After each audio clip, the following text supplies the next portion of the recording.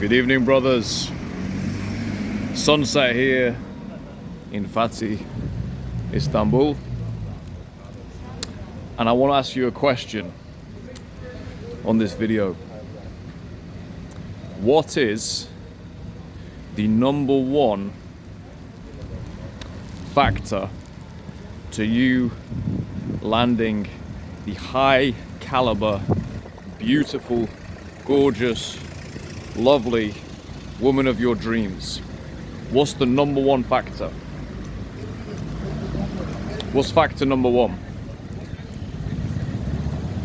Most important thing. What do you think it is? 3, 2, 1. It's your cheekbones. It's your nose. It's your abs. It's your money. No, obviously that's all garbage. Number one factor is proximity. The number one factor is proximity. Proximity and access. Proximity and access. That's factor number one. So, if you're looking for a certain profile, should we say a tall blonde Nordic, and you are living, let's go extreme, you're living in the Congo, your ability to meet that person is basically zero. Is zero. Because you don't have the proximity. If you're looking for a sexy, sultry Muslim girl and you're living in Latin America, your chance of meeting such a lady is close to zero. Okay? You're looking for a Latina and you're here in Istanbul, you can meet them, but you don't really have the proximity. You don't really have the proximity. This is such a simple point. It's such a simple point, but you would be surprised in the absolute delusion that people have that they actually, men, supposedly logical men, a lot of them just live in a total fantasy world when it comes to their private, personal and emotional lives. Complete fantasy world.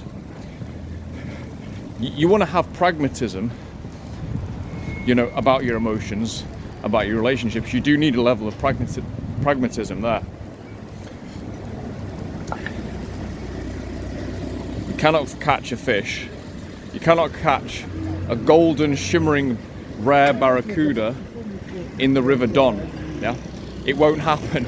Even if you find one, the River Don is an infamous river in Sheffield.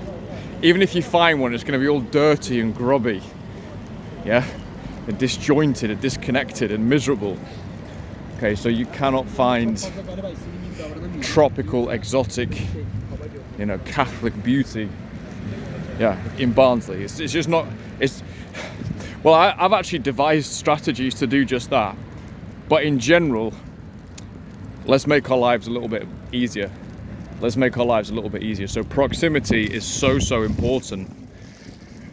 And this is why daytime approach is, it's only one tool in this kind of, in this, let's call it a work bag, a workman's bag. It's just one tool you've got, basically. Daytime approach is one string to your bow. So there's guys in the entourage who've traveled to specific countries because they like the girls in those countries. They like them both on a physical level and also on a personal level as well. They like the culture, and culture has an enormous impact on the way a person responds, what their thought processes are, etc., etc. We all have a baseline biology, of course, but culture is enormous. It's enormous. So you want to actually travel to places and be in a place and live in a place where you get on well with the culture and the people as well. So proximity, proximity, proximity. It's so simple. So simple. So here I am on my last day in Istanbul. It's been a good trip. Done all sorts out here. You'll be seeing those videos, or if you haven't seen them already, cold approach videos, going out doing a little bit of dance in the night time. But that's really, you know, that's really less than 10% of what I've been doing out here. That's just content for this channel. Just essentially, just in case you're curious, essentially. That's why I've gone to do these approach sessions out here. For people who want to know what it's like doing approach, frankly on a little bit of a frontier of approach. I've documented it. This is my last night tonight, and I just wanted to share that final thought with you. We'll leave things there for today.